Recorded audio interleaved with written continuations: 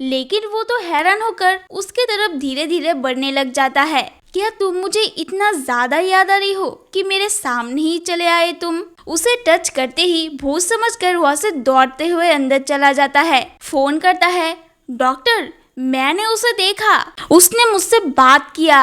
अरे पहले तुम शांत हो जाओ, मेरी बात सुनो और गहरी सांस लो। ये सब फेक है, मुझे तो लगता है तुम किसी डेंजर में हो। लेकिन लीन दरवाजे को पीटने लग जाती है। अरे मैं कोई भूत नहीं हूँ, तुम उसे डरकर अंदर चुप क्यों गए? और वो डरते हुए ही दरवाजा खोल देता है और उसका हाथ पकड़ के खुद को छूने देता है। लो अब तुम ही देख लो, मैं इंसान हूँ या कोई भूत हूँ। और वो तो उसे देखने ही लग जाता है और बहुत जोर से हक कर लेता है। असिस्टेंट दौड़ते हुए उसका मेडिसिन बाहर ले आता है, लेकिन बॉस को ऐसे किसी लड़की को हक करते हुए देखकर वो तो हैरान हो जाता है। बोलती है, अरे तुम ऐसे क्या देख रहे हो? जियान तो ऐसे ही रोने लग जाता है और उसे छोड़ना बिल्कुल भी नहीं चाहता, लेकिन लीन उसको धक्का दे देती है। कॉन्टिन्यूअसली फोन आ रहा था, वो फोन को फेंक देता है। मैं तुमसे 11 साल बाद मिल रही हूँ, क्या तुम मुझे पहचान रहे हो? हाँ, मुझे एकदम याद है कि तुम मेरे लिए ब्रेकफास्ट लाया करती थी और हमेशा तुम मेरी हर एक चीज पर बहुत ही ज्यादा हैप्पी होती थी और मुझे स्वीट्स दिया करती थी। असिस्टेंट बोलती है, लेकिन तुम्हारी तो एक्सीडेंट के कारण मौत हो चुकी थी ना? अरे नहीं, मैं तो 11 साल से डीपली इंजर्ड थी, फिर मुझको फॉरेन में भेज दिया गया था और अब जाकर मैं ठीक हुई हूँ। उसे पकड़कर बोलती है, तुम मेरी फ्रेंड हो ना, मैं फिर से इसे खरीदना चाहती हूँ। मुझे बस मेरे रूम में ही नींद आती है, मुझे यहाँ पर रहने की आदत हो चुका है, प्लीज दे दो, मैं तुम्हें 2 गुना पैसा दूंगी। अच्छा तो 4 गुना। मैं तो तुम्हारी बहुत अच्छी स्कूल फ्रेंड थी, तो तुम मेरे लिए इतना भी नहीं कर सकते? देखो बिना सोते सोते मेरी आंखें कितना लाल हो चुकी है। तो फिर एक काम करते हैं, तुम तो ये घर बेचना नहीं चाहते, तो मुझे एक रूम किराए पर दे दो। और इसे सुनकर वो मान जाता है। लीन तो बहुत ही ज्यादा खुश होती है, मुझे सोने के लिए कमरा मिल चुका है। घर में बैठे हुए वो तीनों तो एक दूसरे को देखे ही जा रहे हैं। ठीक है तो फिर बताओ तुम मुझसे किराया कितना लोगी? रेंट तो 500 रुपए है। 500 रुपए? आज के टाइम पर इतना कम पैसे में क्या होता है? दरअसल मैं बहुत अमीर हूँ, मेरे पास पैसे की कमी नहीं है। ओ अच्छा, थैंक यू, तुम बहुत अच्छा इंसान हो। मैं क्या कल आ सकती हूँ? फिर मैं अभी चलती हूँ।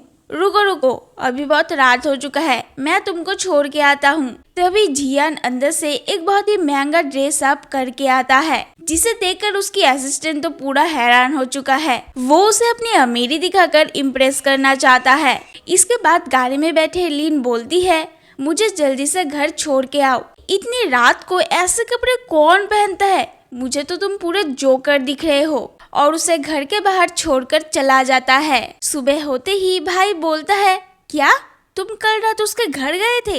हाँ, और मैंने सब कुछ ठीक कर दिया है। क्या ठीक हुआ है? उसने तुम्हें कुछ किया तो नहीं? अरे क्या तुम पागल हो, मुझे कुछ भी नहीं होगा। लेकिन उसने बोला कि हमारा पुराना घर वो नहीं बेचेगा, लेकिन मैंने तो इसे बहुत ही स्मार्टली हैंडल किया और उस घर पर एक रूम रेंट पर ले लिया, वो भी सिर्फ 500 रुपए में। सिर्फ 500? हाँ, उसने कहा कि उसको पैसे की जरूरत नहीं है, मैं बस उसकी हाई स्कूल फ्रेंड की तरह दिखती हूँ, इसलिए वो उसने दे दिया। लेकिन तुम नहीं समझ रहे हो दीदी, वो एक सिंगल बैचलर है, उसके साथ तुम कैसे रह पाओगे? दूसरी तरफ जियान बहुत देर से लीन का इंतजार कर रहा है और साथ ही साथ वो खुद को तैयार कर रहा होता है कि लीन आने पर वो कैसे वेलकम करेगा। उसके आ जाने के बाद वो कुछ भी नहीं बोल पाता और फटाक से उसकी सूटकेस लेकर अंदर भागने लग जाता है। उसकी असिस्टेंट कहीं पर शिफ्ट कर रहा है। अरे तुम कहाँ पर जा रहे हो? मैं बस अगले बंगले पर ही जा रहा हूँ, कहीं ये मेरी वजह से तो नहीं? नहीं, मैं तुम दोनों को परेशान करना नहीं चाहता था, इसलिए खुद ही शिफ्ट कर रहा हूँ, बोलकर वो चला जाता है। जियान को उसके डॉक्टर ने फोन किया है। बोलता है, क्या तुम्हें याद है कल रात तुम कैसी बातें बोल रहे थे? मुझे लगता है तुम्हें मेडिसिन की बहुत ही ज्यादा जरूरत है। लेकिन पीछे से लीन बोलती है, मैंने अपना सारा सामान यहाँ पर रख दिया है, लेकिन मुझे मेडिसिन लेने की अब कोई जरूरत नहीं है, बोलकर फोन काट देता है। बोलती है, क्या तुम्हारा मेंटल हेल्थ को क्या हुआ है? नहीं, कुछ भी नहीं, मैं थोड़ा सा डिप्रेशन में चला गया था, तो मुझे तो तुम्हारा हेल्थ का पूरा ख्याल रखना होगा। और तुम तो पहले के मुकाबले बहुत ही ओल्ड दिख रहे हो। सुनकर हैरान होता है, बोलता है तुम्हारा कमरा देखो, तुमको ये पसंद आएगा। हाँ, मुझे पसंद आया है, लेकिन मैं जब पहले रहती थी तब जैसा ये रूम हुआ करता था वैसा ही अभी है। हाँ, क्योंकि मैंने कोई भी चेंजेस नहीं किए हैं, यहाँ तक कि फर्नीचर भी वैसा ही है। उसे एक 5 स्टार होटल की मेनू कार्ड देता है, वो उसे पढ़ता है लेकिन जाने से मना कर देता है। इसके बाद हम देखते हैं जियान और उसके असिस्टेंट लीन का पीछा कर रहा है। बोलता है हम क्या इसका पीछा करके एक अच्छा काम कर रहे हैं, लेकिन वो उसके तरफ गुस्से की नजरों में देखता है। सोचता है उसके साथ बैठी वो लड़की कौन है। वो मिस लीन की हाई स्कूल फ्रेंड है और अभी मिस लीन की भाई के लिए काम कर रही है। वो बोलता है क्या तुम मुझे जानते हो? हाँ, आप यान की बहन हो। तो फिर क्या तुम मुझे बता सकते हो ली यान और ली हुआयू के बीच में क्या हुआ है और दोनों किस लेवल पर पहुंच गए हैं? प्लीज तुम मुझे सब कुछ बताओ। और सोचने लग जाती है मैं मेरे भाई को मरने नहीं दूंगी। बोलने लग जाती है यान उनसे पहली नजर में ही प्यार कर बैठे थे और तभी से ही उसके पीछे वो पानी की तरह पैसे खर्च कर रहे हैं, लेकिन लड़की तो मानती ही नहीं। उन्होंने उसके लिए बहुत कुछ किया है लेकिन लड़की मानती नहीं और झगड़ा होने पर सुनाने लग जाती है। इसे सुनकर लिन गुस्सा होकर उसे उसकी सच्चाई बता रही थी, लेकिन फिर से उसकी आवाज चली जाती है। उस लड़की को बोलकर क्या फायदा जब मेरे भाई में ही दिमाग नहीं है। उसको कंपनी से फोन आता है, अरे तुम कहाँ पर हो, जल्दी से आओ, हमारे यहाँ पर बहुत सारे लोग आए हैं। दरअसल एक करोड़ों का प्रोजेक्ट है और यान वो करना नहीं चाहता बल्कि उस लड़की के पास चला जाएगा। क्या सच में वो ये करने वाला है? चलो हम अभी चलते हैं। डील करने वाले लोग आकर बैठे हैं, लेकिन यान उनकी एक भी बात नहीं सुनता और वहाँ से जाने लग जाता है। अरे सर रुकिए ना, सारा काम तो मिस लिन ने कर ही दिया है, बस आपको इसे पढ़कर साइन करना होगा। और ये तो करोड़ों का डील है, आप हाथ से क्यों जाने दे रहे हो? वो पढ़ने ही जाता है, लेकिन उसका फोन आता है, यान तुम कहाँ पर हो, तुम कब आओगे? दूसरी तरफ लीन दौड़ते हुए उसके रूम की तरफ जा रही होती है, लेकिन बाहर एक गार्ड उसको रोक लेता है। अंदर बहुत बड़ा मीटिंग चल रहा है, आप इस तरह अंदर नहीं जा सकते। आप अपना मुझे आईडी दिखाए, फिर मैं आपको जाने दूंगा। वो अंदर जाने की बहुत कोशिश करती है, लेकिन उसके पास आईडी ना होने से गार्ड उसको अंदर जाने ही नहीं देता।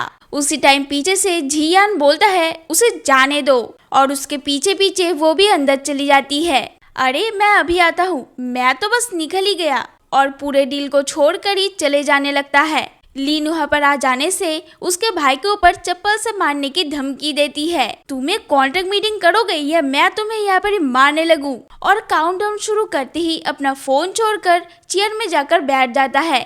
तुम इस कंपनी की परवाह करने की बजाय उस लड़की के पीछे इतने पागल हो। अगर तुम्हारे पास पैसा नहीं होगा तो तुम लवर कैसे बनोगे? और इसके बाद यान मीटिंग शुरू कर देता है। दूर से असिस्टेंट बोल रहा है, अरे सर आपको तो एक दबंग लड़की मिली है। पीछे से बोलती है, अरे तुम दोनों यहाँ पर क्या कर रहे हो? हम तो मिस लीन की हीरोइक फिगर को देख रहे हैं, जिसे देखकर गारंटी कोई भी उनके प्यार में पड़ सकता है। उसने मेरा फोन कैसे काटा? अरे तुम इतना गुस्सा क्यों कर रहे हो? लगता है वो सचमुच बहुत ही बिजी है। क्या उसके लिए मुझसे ज्यादा इम्पोर्टेंट काम हो चुका है? तुमने सुना ना, उसके पास से एक लड़की की वॉइस आ रही थी। एक काम करो, तुम मेरे लिए एक गाड़ी का अरेंज करो। मैं देखना चाहती हूँ कि उसके पास से कौन सी सेमलेस लड़की की आवाज आ रही थी। मीटिंग खत्म होने के बाद लीन अपना इंट्रोडक्शन देती है कि वो यान की बहन है। बोलती है हालांकि मैं उससे छोटी और सुंदर दिखती हूँ, हालांकि ये एकदम बेवकूफ है, लेकिन वो इतनी बड़ी कंपनी चला रहा है, अगर इससे कोई भी गलती हो जाए तो इसे बच्चा समझकर माफ कर देना। हम दोनों भाई बहन मिलकर सोचे हैं कि पूरे 20 लाख रुपए हम एम्प्लॉय को बोनस के रूप में सैलरी में देंगे। और हाँ, अगर मेरा भाई कोई गलती करे मुझे बस एक फोन कर देना। मैं गारंटी देता हूँ कि उसके बाद इसकी कोई भी काम करने की हिम्मत नहीं होगी। सभी के चले जाने के बाद उसका भाई सॉरी बोलता है और वो उसे जियान से मिलने बाहर ले आता है, लेकिन दोनों तो जल्दबाजी में एक दूसरे का हाथ पकड़ लेता है, जिसे देखकर लीन तो पहले थोड़ा सा ऑकवर्ड फील करती है। अरे इससे मिलो, ये मेरा भाई है और तुम दोनों अभी डील के लिए मीटिंग कर सकते हो। और यान उसको मीटिंग के लिए अंदर ले जाता है। जब लीन गेम खेल रही होती है तब उसकी भाई की लबड़ उसके पास आकर चिल्लाने लग जाती है, तुम ही वो हो ना जिसने मेरा फोन काट दिया था? तुम अपना ये नाटक करना बंद करो। लेकिन वो तो उसे ही उल्टा सुनाने लग जाती है। तुम्हारी हिम्मत कैसे हुई कि तुम मेरे साथ ऐसे बात कर रही हो? मुझे पता है तुम एक बड़ी एक्ट्रेस हो और एक एक्ट्रेस बस एक अमीर लड़के को फंसा सकते हैं और उनकी कंपनी में बिना बुलाए आ सकते हैं। तो फिर तुम कैसे सोच सकते हो कि वो अपना करोड़ों का बिजनेस छोड़कर तुम्हारे पीछे पीछे घूमे? लेकिन वो जब उसके भाई के बारे में उल्टा सीधा बता रही थी तब वो गुस्से में उसके ऊपर पानी फेंक देती है।